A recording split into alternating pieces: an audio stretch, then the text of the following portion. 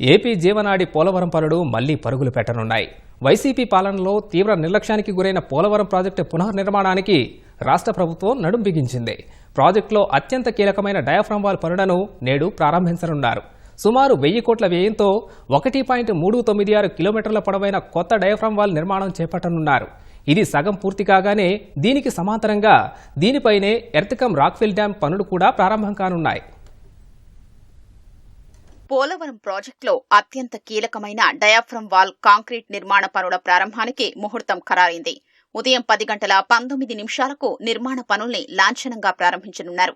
దెబ్బతిన్న పాత diaphragm wall కు 6 మీటర్ల ఎగువన 1.396 కిలోమీటర్ల పొడవున 1.5 మీటర్ల మందంతో కొత్త డయాఫ్రమ్ వాల్ నిర్మాణం చేపట్టనున్నారు.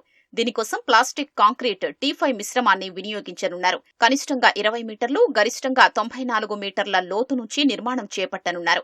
డయాఫ్రమ్ వాల్ నిర్మాణాల్లో నైపుణ్యం ఉన్న బావర్ కంపెనీ ఈ పనులు చేపట్టనుంది. దీనికోసం 3 ట్రెంచ్ కట్టర్లు, 3 భారీ గ్రాబర్లు, 3 డీశాండింగ్ యూనిట్లు వంటి భారీ యంత్రాల్ని జర్మనీ నుంచి తెప్పించారు.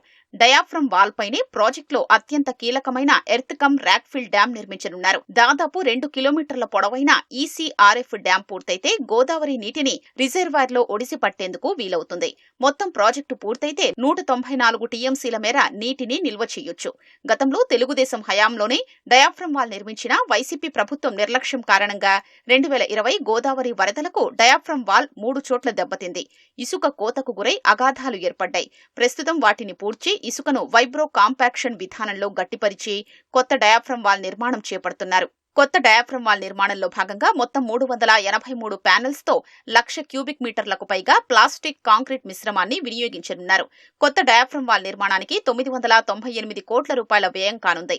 ప్రస్తుతం ప్రాజెక్టును వేగంగా పూర్తి చేసేందుకు డయాఫ్రమ్ వాల్ సగం నిర్మాణం పూర్తయ్యాక సమాంతరంగా ఎర్త్కమ్ రాక్ఫిల్ డ్యాం పనుల్ని చేపట్టాలని ప్రభుత్వం నిర్ణయించింది.